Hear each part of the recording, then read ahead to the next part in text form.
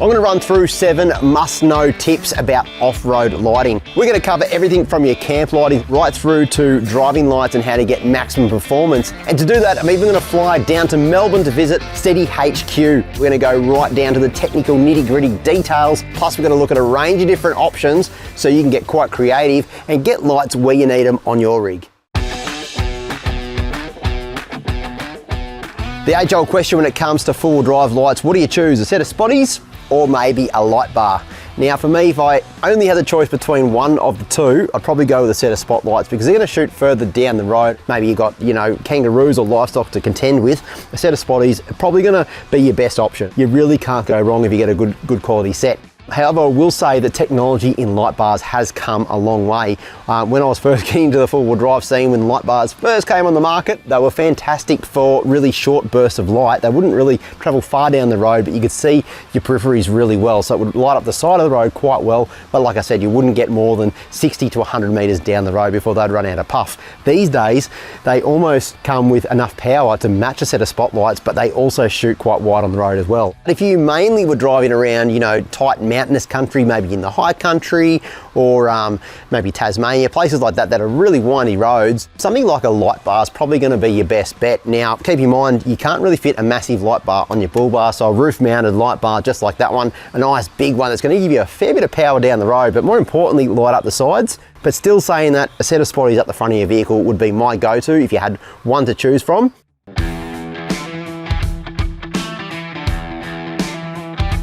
It's pretty commonplace for us to mount lights on our roof, but one of the biggest problems we face is bonnet glare, and that happens when the light actually reflects off the bonnet and actually makes it quite difficult to see. But there's a few different ways we can minimise that. To avoid bonnet glare as much as possible, there's 3 different things you need to look out for. Number 1, where you actually mount your light bar. Now for me, I try and mount it as far back as possible. Now you're obviously limited with the different brackets and the roof rack that you're running and your whole setup of course, but I try and run it as far back as you can so that light actually starts to reflect off the roof rather than your bonnet, and you still get a lovely beam out the front of the vehicle. The second one is actually adjusting your light bar so it's tilting the right way. If you tilt it down too far, of course it's going to reflect off your bonnet and cause you issues when you drive at night. And the third one is actually the beam of the light itself. This light bar actually gives you quite a narrow beam. It's going to give you a lot of left and right light, but up and down not so much, so it's not going to really reflect off the bonnet.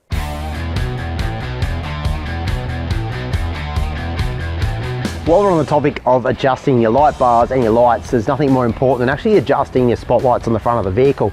There's so many times we fit them in our shed and we eyeball them, we think they're just about straight, and when we actually get out into the real world we don't realise but some of our lights are pointing just a little bit too far up or a little too far down. You're not really getting the full performance out of your light. So the best way I've found to adjust your lights is wait till you're at home, go up to against your garage door or your shed door so you can see exactly where the beams are pointing, and just get those lights pointing nice and flat. As you can see, it's sort of pointing down a little bit. The whole goal with this really is to get all your lights nice and level, and the best way to do that is up close to a surface like this so you can see where the lights are pointing, and then when you get onto the road you're going to get maximum performance out of your lights because you're shining straight down that road rather than hitting the ground early or pointing up into the trees.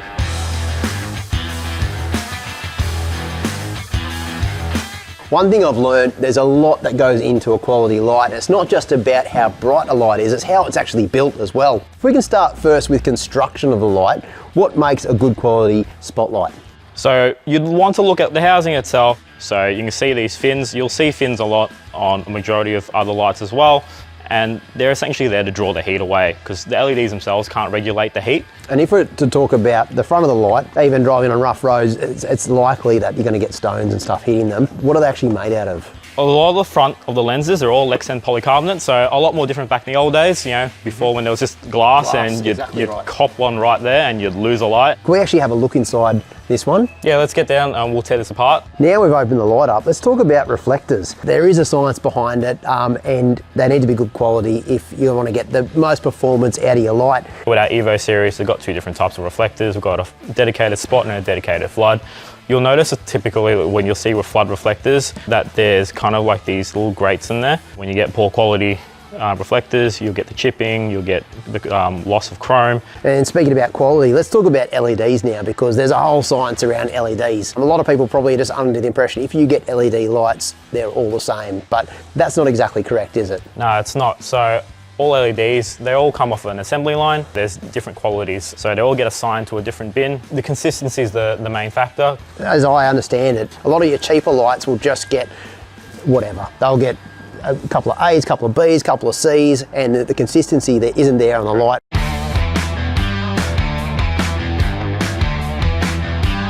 When it comes to mounting, obviously you want solid mounting on the actual light itself. Always use this little rubber piece of sandwich plate, and make sure you use the 3 bolts as well. Now these STEDIs come with 3 bolts that actually hold them in place. Now this light is not going anywhere. What I've actually done with this light is I've taken out 2 of the 3 mounting bolts, so it's only got 1, just for demonstration purposes, so I can show you what happens when you only use 1 bolt in mounting a light. What I want to do is just tighten that up so you know that's about as tight as that gets. Oh, there you go, started to move already. Now if you only put 1 bolt in there, you're going to get lots of movement, and that's just me pulling on that. Problem is when you do get movement, it's going to make that light shine all over the road, but more importantly it's going to cause lots of vibrations between your mounting point and your light. And I've actually seen it, and I've had it happen to me before, where other lights which have only had 1 or 2 bolts have actually snapped right through the mounting pieces. There's that much vibration going on, it actually snaps the mounts on the light, so the whole light's nearly a throwaway at that point. One factor that plays a huge part in what lights we choose for the front of our vehicle can sometimes just be plain old looks. So the aesthetics of the light itself and how it suits the vehicle, because they, in my opinion, really decide the personality of your vehicle. Now these are the STEDI Pro Pluses. Their performance is unmatched. Now we've talked about that in great detail. But one thing we haven't really gone into is about personalising your lights for your particular vehicle and how to get the right look for your truck. Now, keep in mind the Dirty 30 right here is one of the most modified vehicles I own. There's not a single component of this vehicle that hasn't been touched or modified. And the same goes with my light, because at the end of the day, I've modified these lights to suit the Dirty 30. So I've gone with a nice little gold ring around here, and the side trim piece has been done in like a gunmetal grey, and that's how I personalised this light to suit the particular vehicle. So there's so many different options with these lights. That makes them really cool. And I know, you know, us as four-wheel drivers, we're always modifying every component of our vehicle, but having the option to actually modify your lights and change them to suit your particular taste, I think is a really cool feature. And the other really cool thing, if I decide to maybe put these on another rig, you know, you might even sell your vehicle, you want to take some accessories off it, well, you can actually go and modify these again without having to buy a whole brand new light, just changing these rings and the trim pieces to give it a completely new look. Or you might update your vehicle later on. Again, you got so many different endless possibilities with these lights to get the exact look you're going for.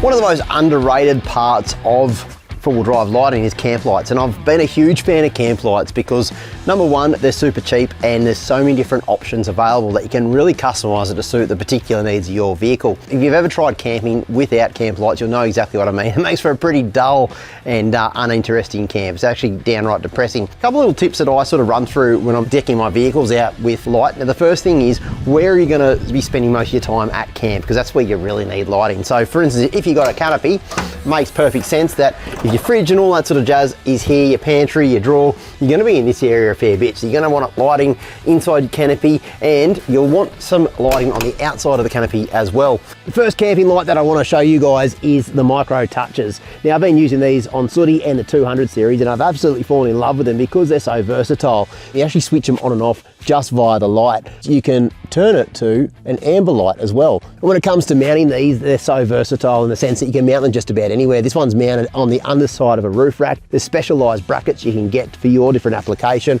The next lighting option that I want to share with you guys are the rock lights. You'll probably noticed a fair few of us are running these rock lights as actual rock lights underneath the vehicle. Now, at first, I'm going to be honest with you, I thought it was a bit of a gimmick until I actually put them on my vehicle and I realised just how useful they are. They're fantastic around camp. They give a nice light down around the bottom of the vehicle. But where I really think they come into their own is when you're driving tough stuff at night time. They illuminate all around your vehicle. You might be thinking, why do I need that? Well, it's really handy if you've got a mate trying to spot you so he can see where the obstacles are. There's nothing worse at night time when you get a big rock that catches you out. With these sort of lights, your spotter can actually see what's going on. And if you do break something off-road, which I've done quite a few times, these are really handy to actually have some light underneath your vehicle. So when you're working on your vehicle, you can see what you're doing. These lights are the C4 work lights. You'll notice firstly, it's got a diffuser for the amber and it's actually got a flood for the white light. So it's got, the top is all white, the bottom is all amber. And again, you can actually wire these in to suit your particular needs. So you can switch them between white or amber. You can even have the white light come on in reverse because you typically want a nice bright light when you're reversing and you want to see what's behind you. And the fact this one is on a swivel mount means you can actually move this around without having to adjust any bolts. Let's talk about the colour and temperature of your camp or work lights. Now typically a white light is what a lot of people use and they're fantastic to be able to see what you're doing at night. So if you're working on something delicate or you need a lot of light when you might be cooking or things like that, a white light can be fantastic. But a lot of the time a white light can be a little bit blinding, especially if you can't dim it down. But a lot of people do use amber lights. And the big question that's out there, do amber lights stop the bugs coming into camp? Now, I don't think they stop the bugs in my experience. They certainly deter the bugs from coming into your camp. Plus, obviously an amber light doesn't wreck your night vision and it also makes for a nice subtle light around campsite. So it really comes down to personal preference, but my choice is to have both, especially one that's dimmable as well, so you can get a really versatile light that'll cover you for all bases. So let's talk about wiring in a couple of spotties to start with. Now keep in mind that a lot of LED lights, including your light bars, actually draw a lot of power. So some of them will draw up to 30 or even 40 amps, which is absolutely insane. When you're drawing so much current or power, you need to make sure that everything you use is up to scratch. You can't use wire that's too thin, you can't underfuse it, and there's a right and a wrong way of doing this stuff because otherwise you'll burn your vehicle down. There's a real risk of that. Now, typically to wire up a set of lights, if you're doing it from scratch, you're gonna need roughly all this sort of gear here. You're gonna need some twin cord wire, you're gonna need some cable ties, some conduit tubing, you're gonna need some tape, some cutters, some crimpers, you'll need a relay, you need a switch, probably some terminals, and of course probably a multimeter as well. You gotta find out if your vehicle's negatively switched or positively switched. Or you can get a pre-made wiring loom that's basically a plug and play option. Instead of taking all the guesswork out of it, you see they've actually got a smart wiring harness which will actually detect whether it's a positive or negatively switched vehicle, so you don't need to worry about it. Let's start with this. It's got a relay. Obviously you'll need a relay when you're running something with high current, and then you obviously run a switch from that relay into your dash, which is a low current feed. So therefore you need a relay. This is a 60 amp relay. It all comes nice and neat and wired in. If we go down, this is a little inline waterproof fuse housing that has a little 30 amp fuse in it. And now that's really important, and it's also really important when you're wiring up your lights to have your fuse as close to the battery as absolute possible, because if there's any issue with the wiring, you don't want it to melt the wires if your fuse is miles away from the battery. So keeping your fuse nice and close is the way to set it all up. To move down the relay, you'll see that it has a switch. That's to get fed into your dash or wherever you want it switched from. This is also interchangeable. STEDI make a stack of different switches. If you want a real factory look, your light simply plugs in. There's two Deutsch plugs here. You probably noticed a lot of lights are on these plugs here. These are Deutsch plugs, and they're really good because having your lights on plugs is really handy. If you're changing your bull bar, you want to change your lights out, it's really easy to do so without making any cuts and making additional connections that you don't need. The other cool thing about Deutsch plugs is they offer a really nice tight connection that's waterproof as well. And then of course you need a trigger from your high beam. Now a lot of people will get unstuck at this step because it is quite tricky sometimes to find your high beam signal. Likewise, a lot of people don't want to chop into their factory loom as well. So to avoid that, you can get something which is called a piggyback harness. Now this makes life really, really easy because you literally plug and play. Now this one here is off a Ford Ranger, for instance. Once you unplug from your standard loom, this will literally go in between, and all you need to do is just plug this one straight in, and then bang, you've got yourself the high beam pickup. And if you're wondering why you need to trigger your lights from your high beam, it's actually law that any of your forward facing lights can be turned off via your high beam stalk.